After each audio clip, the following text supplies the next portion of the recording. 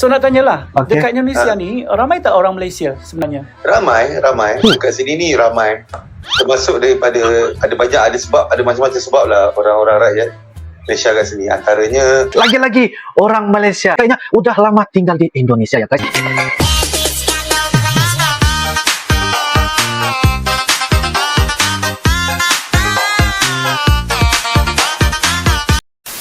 Assalamualaikum warahmatullahi wabarakatuh dan salam sejahtera guys. Welcome back to my YouTube channel guys. Oke guys, kali ini kita akan teruskan lagi membuat bakalan video reaction mengenai tentang orang Malaysia yang udah lama, udah betah tinggal di Indonesia. Kita mau melihat apakah pengalaman dan juga pendapat dan kondisi ya ketika berada di Indonesia. Udah lama tinggal di Indonesia nih guys, yaitu dengan judulnya Rakyat Malaysia Betah Tinggal di Indonesia.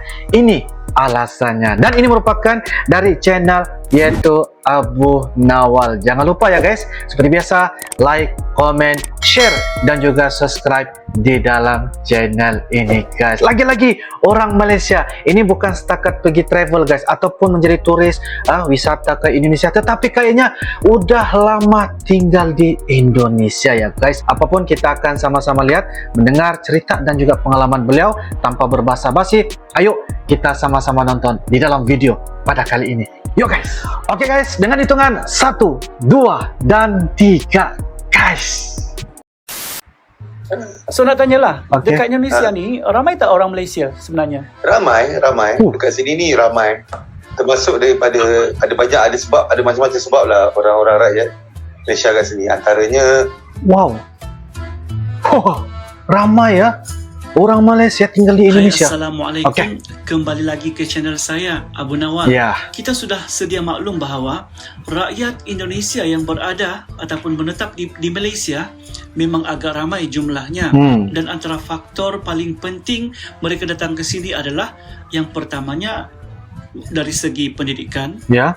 dan juga yang keduanya faktor kerjaya. Yang ni Faktor mereka datang ke kerjaya. sini sebagai TKI, tenaga kerja Indonesia. Benar? Walau bagaimanapun, kita seolah-olah lupa bahawa sebenarnya di Indonesia juga ramai rakyat Malaysia yang telah berhijrah ataupun bermastautin di sana sekian lama. Wah. Jadi kebetulan saya mengenali seorang rakan yang merupakan rakyat Malaysia tetapi sudah sekian lama, iaitu puluhan tahun menetap ataupun tinggal di Indonesia. Jadi sebagai mewakili sekalian ramainya rakyat Malaysia yang menetap dan tinggal di Indonesia, saya telah mengambil satu kesempatan untuk mewawancara beliau menerusi aplikasi Google Meet, dan tujuannya ialah semata-mata untuk mencari tahu beberapa hal tentang rakyat Malaysia yang kini menetap di Indonesia. Jadi apa kata untuk kesempatan ini, saya ingin mengajak anda sekalian untuk sama-sama menonton wawancara antara saya dengan Encik Faiz Abdullah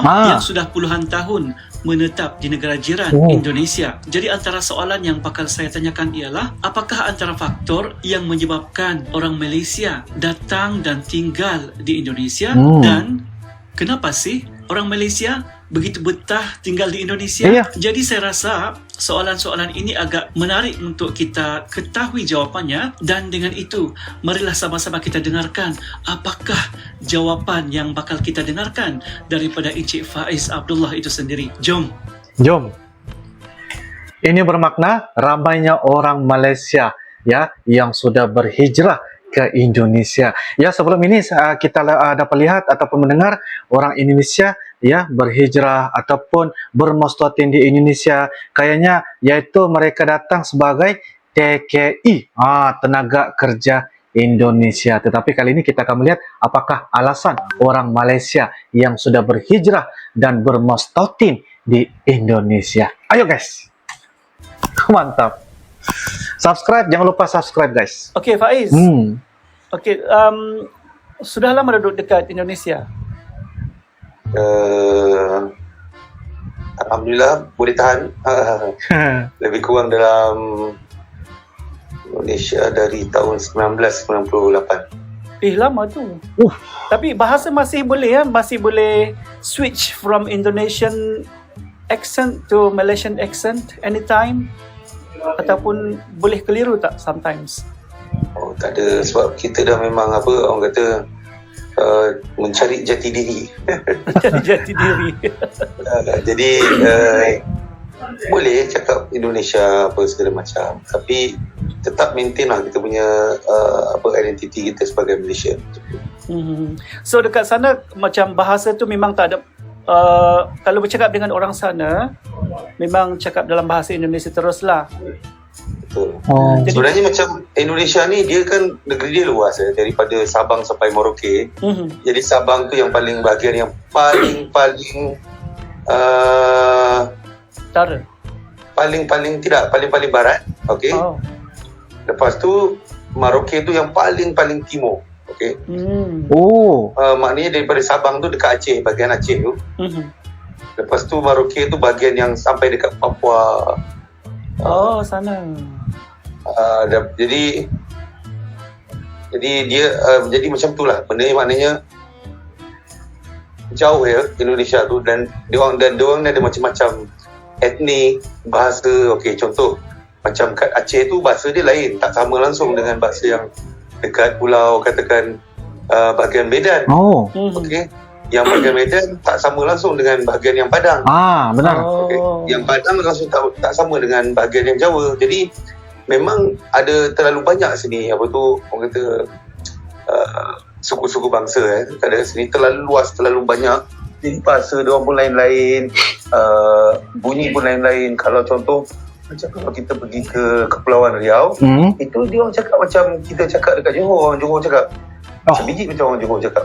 Ya, itu saya dah maklum sebab ada channel YouTube nama Asyiral Lover kalau tak silap. Okey. Memang selalu tengok channel dia. Memang dia cakap macam orang KL, macam orang Johor lah. Betul. Macam orang Malaysia. Tapi orang Dia Indonesia. orang berpantun-pantun. Saya pernah macam ada pergi perkahwinan dekat Pulau Riau Dia orang cakap sebiji macam orang Johor tu lah. Lepas tu berpantun-pantun. Oh. Jadi saya cakap ini memang sangat Melayu. Jadi memang ras dia orang ni terlalu banyak, suku-suku terlalu banyak. Benar. In fact kalau pergi ke bahagian-bahagian Papua tu kan macam orang kulit hitam kan. Macam orang kulit hitam memang kita tengok macam orang Afrika, tapi memang bukanlah orang Afrika. Oh. Tapi maksudnya dia punya features wajah dia tu macam tu. Ya, Okay. Tapi cakapnya bahasa Indonesia. Oh. Jadi sebab terlalu luasnya negara ini, negeri Indonesia ni, atau kita ada NKRI, Negara Kesatuan Republik Indonesia. Macam-macam style cakap, macam-macam style muka pun kita boleh tengok lain, budaya pun kita boleh tengok lain. Apa yang specialnya kan dengan YouTubers daripada Riau tu kan, dia berpantun. Gunung Daik bercabang 3, Pulau Pandan jauh ke tengah. Ya, macam tu ke tu? Betul. Dan Jadi Gunung Daik, ya. Gunung Daik itu semua ada dekat sana tu. Itulah dia Ada tunjuk. Dia tunjuk Gunung Daik tu ada dekat. Oh. Ada guys. Betul. Memang macam tu. Jadi pulau-pulau tu semua nama-nama pulau, gunung tu apa semua ada dekat sana. Okay. In fact saya pernah pergi Padang kan, ada macam Maling Kundang. Pernah dengar cerita Maling Kundang? Ya. Pasal yang manusia jadi batu tu kan, yang dia derhaka pada ibu dia. Okay. Memang dia dekat situ. Ada katanya adalah legenda yang tu ada bukunya lagi. Oh. Lepas tu ada, dan adalah gunung-gunung yang ada masuk dalam pantun-pantun yang selalu kita dengar lah.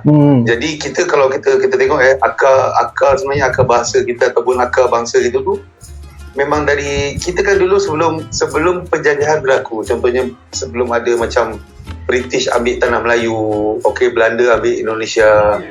Kita ni sebenarnya kita panggil satu ras maksudnya bukan satu ras, satu kelompok gagasan kita tu. Kepulauan Melayu tu kan? Kepulauan Melayu. Jadi sebenarnya memang bila ada penjajahan Inggeris, penjajahan Belanda, mereka berbagi-bagi kuasa. Ya. Kau Pecah dan ambil bahagian perintah. ni, aku ambil bahagian ni. Padahal kita sebenarnya sama. Diorang pecah dan perintah. Yes, betul. Jadi macam katakan Sabah pun, kan dekat dengan Filipin tu kan. Filipin tu pun termasuk daripada kepulauan apa? Melayu. Kepulauan kepulauan tanah Melayu lah kalau saya panggil. memang bukan bahasanya lain-lain sikit atau dan sebagainya, tapi secara garis besar kita itu masih ada connection, interconnect Masih berhubung. ada kaitan. So jadi sekarang Faiz ni dekat mana sekarang? Di Jawa ke, dekat Sumatera ke, dekat mana? Dekat Kepulauan Jawa. Kepulauan Jawa. Berada Kepulauan Seronok Jawa. tak duduk situ? Tentang duduk ni pada saya mana-mana pun sama je. Maknanya kelebihan masing-masing tu ada. Contohnya macam kalau kita duduk dekat Mekah, bangsa dia lain, feeling dia lain. Kita duduk dekat Malaysia pun sama, lain. Kita duduk dekat Eropah, rasa dia lain. Sebab saya pernah duduk dekat Eropah juga, saya pernah duduk dekat Arab, saya pernah duduk dekat Indonesia. Pada saya Dekat Eropah berapa lama tu? Eropah tu tak adalah lama sangat, berbulan-bulan tu adalah. 2 bulan, 3 bulan kan.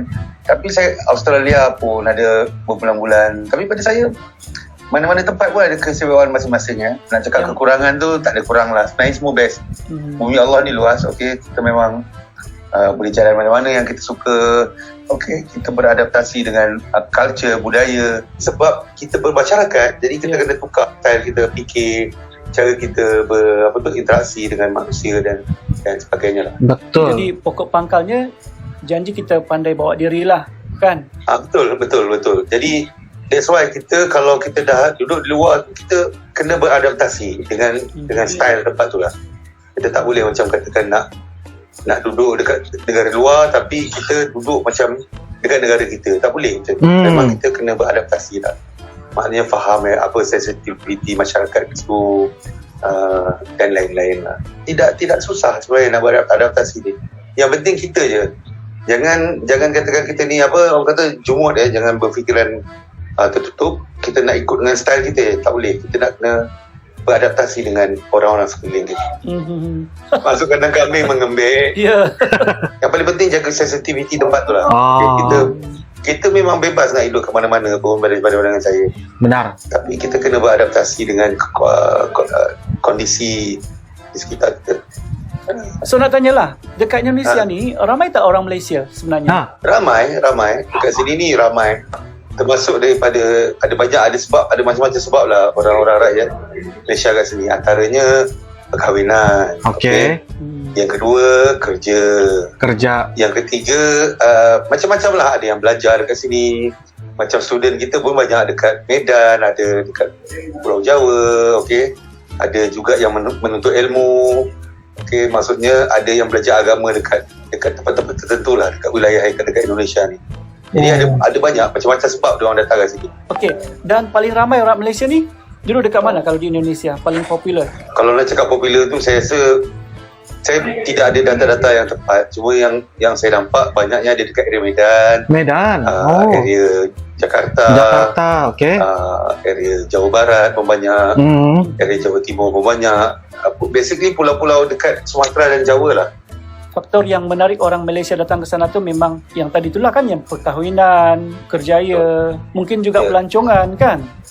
Betul. Ada yang memang cinta pun dengan alam sekitar, banyaklah macam-macam. Contohnya macam katakan saya banyak jumpa bukan orang Malaysia lah, orang macam Mak Saleh dia orang suka Bali, betul-betul suka Bali, suka culture dia, suka nature dia, maksudnya alam sekitar dan sebagainya. Sampai dia orang tak nak balik lah pun. Banyak macam tu. Benda ni macam saya cakap terlalu luas lah bumi Allah dia. Maknanya ada orang ada sebab-sebab tertentu lah pindah sana, pindah sini. Masing-masing ada sebab-sebab tersendiri lah apa dia pilih. Bukan dia pilih pun, kadang-kadang memang takdirnya macam tu. Yang penting macam saya cakap tadi, kita hidup harmoni, kita hidup mensesuaikan condition kita dengan keadaan tempat tu. Jangan kita buat kepala kita sendiri. Dia tak boleh macam tu kan. InsyaAllah kalau kita kondisikan diri kita seperti yang sesuainya dekat tempat tu, InsyaAllah kita akan tidak ada masalah hidup di mana-mana pun dekat dunia ni. For the next question, saya nak Faiz jawab dalam menggunakan bahasa Indonesia. Kenapa agaknya? Kalau foreigners ataupun orang asing datang ke Malaysia, walaupun sudah duduk bertahun, 10 tahun, 15 tahun, tapi masih tidak boleh bertutur dalam bahasa Melayu dengan baik. Sedangkan bila mereka ke Indonesia, sebaliknya, mereka boleh bertutur dalam bahasa Indonesia dengan sempurna, dengan baik sekali, hanya selepas setahun ataupun 2 tahun menetap di sana. Kenapa? Saya fikir ada banyak faktor lah. Okey. Saya fikir kalau kita di Malaysia tu Boleh cakap dalam bahasa Indonesia tak? Saya tak ada pandai sangat cakap bahasa Indonesia, tapi saya cuba lah. Okay. Wah. Jadi faktornya banyak sekali ya Pak. Jadi sebagai contoh gini, di Malaysia itu kita dari kecil ataupun dari sekolah itu kita memang diajarin bahasa Inggris ya. Jadi kebanyakan kita itu masih bisa ngobrol bahasa Inggris, ataupun kita panggil itu yang bahasa nomor 1 dunia lah, yang orang paham. Ramai orang yang ngerti ya. Okey, sedangkan kalau di Indonesia ini, okey, bahasa Inggris bukan tidak ada, tapi kurang. Jadi kadang-kadang bila tidak ada keterpaksaan, contohnya kalau bule-bule ini, maksudnya bule-bule ini kayak Mak Saleh lah. Bule itu bahasa Indonesia, orang-orang Mak Saleh ini datang, okey, dia no choice, okey, tidak bisa ngobrol bahasa Indonesia, komunikasi susah. Jadi terpaksa macam kat Malaysia tu masih boleh ngobrol bahasa Inggeris. Jadi tidak ada terlalu terpaksa. Okey, tapi tetap aja banyak tu kalau kita tengok tu ada orang-orang Arab yang cakap Kelantan pun ada. Tengok tak? Ya. Ada yang daripada Mesir tu cakap Kelantan, betul-betul best dia cakap Kelantan. Daripada dulu cakap Kelantan kan. Isteri pun orang Kelantan. Adakah ini menggambarkan bahawa penggunaan bahasa Inggeris di Indonesia itu masih kurang ataupun macam mana? Basically memang masih kurang. Terlalu kurang pun sebenarnya dekat sini. Mereka dulu pada zaman kita panggil dia zaman ni lah ya. Dia Indonesia ni ada banyak zaman. Tapi zaman sebelum reformasi lah, waktu zaman Presiden Pak Soekarno, Pak Soeharto, memang jiwa bangsa tu kuat lah ya. Jadi dia orang betul-betul pakai bahasa kebangsaan ni. Jadi dirinya kuat. Maksudnya dia punya semangat nasionalisme dia, patriotisme dia kuat, sangat kuat. Okay. And then kita pun tahu ada beza tu mentaliti masyarakat. Contoh, okay, kalau kita tengok itu, kalau Malaysia kita tu memang yang seperti yang kita tahu, kemerdekaan tu kita on negotiation. Okay, on negosiasi ya. Okay. Tengku Abdul Rahman, okay, dan yang lain-lain datang naik kapal pergi ke London, okay, berurusan dengan kerajaan British, deal sana deal sini, negosiasi dan sebagainya. Okay. Sedangkan kalau di Indonesia ni kemerdekaan dia memang melalui darah ni boleh perang, betul-betul perang. Okay. Jadi beza cara pandangan, cara masyarakat dia berbeza. Kita tengok pula Thailand tak pernah kena jajah. Maknanya always negotiation. Okay. Jadi Raja Siam tu banyak tidak ada nak bergaduh dengan orang luar ke apa. Sedangkan contohnya macam ni, contohnya kita waktu dijajah Jepun pun, Jepun masuk melalui Siam. Okay, tapi dia lewat je. Dia melalui wilayah Thailand tu untuk masuk ke tanah Melayu. Sama jugalah British semua sama. Jadi dia negara yang tidak pernah dijajah oleh unsur luar.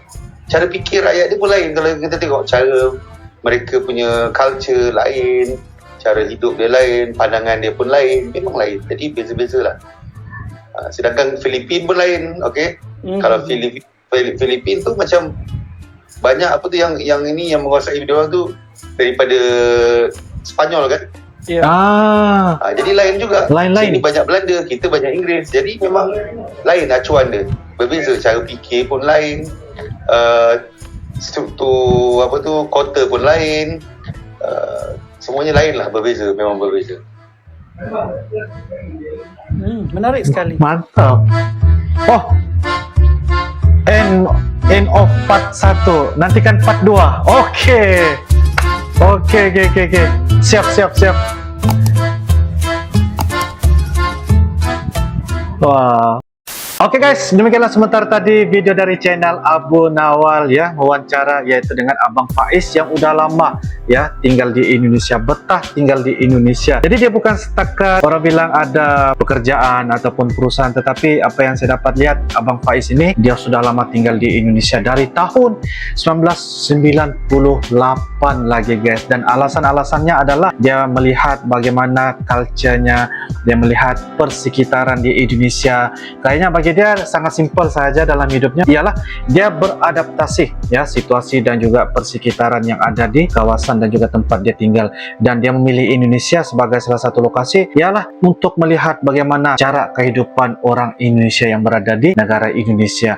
Beliau adalah dari negara Malaysia berpindah bermastotin di negara Indonesia. Udah cukup lama guys. Alasan-alasan yang beliau katakan kenapa ramainya orang-orang Malaysia berhijrah ya tinggal di Indonesia, pergi ke Indonesia, pertama sekali adalah yaitu pernikahan ya, perkahwinan. Yang kedua adalah dari segi pekerjaan, ketiga belajar, dan banyak lagi pelbagai perkara-perkara ataupun cerita-cerita kenapa ramainya orang Malaysia yang tinggal di Indonesia. Bukan setakat 2-3 bulan tetapi bertahun-tahun guys. Salah satu perkara yang bagi saya sangat-sangat menarik untuk kita mendengar, karena ini adalah pengalaman dan juga melihat secara realitanya kehidupan yang berada di Indonesia. Wow, satu hal yang sangat-sangat menarik, dan semoga ya dengan adanya video ini memberikan banyak ya inspirasi dan juga ya pengetahuan ya kepada orang Malaysia dan juga orang Indonesia. Karena yang kita tahu ramainya orang Indonesia datang ke Malaysia sebagai TKI dan juga mereka juga menikah dengan orang Malaysia, tetapi kali ini ramai juga orang Malaysia ya datang ke Indonesia. Jadi ini bermakna setiap daripada mereka itu perlu ada beradaptasi ya kepada orang di sekeliling kita, persekitaran kita, karena setiap di negara itu pasti ada keunikan dan juga kelebihan masing-masing.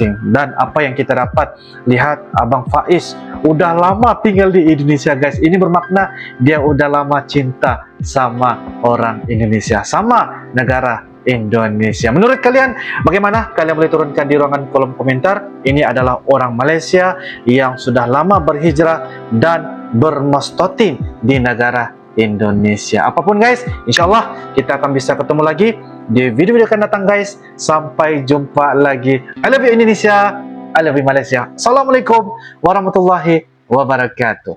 Dadah.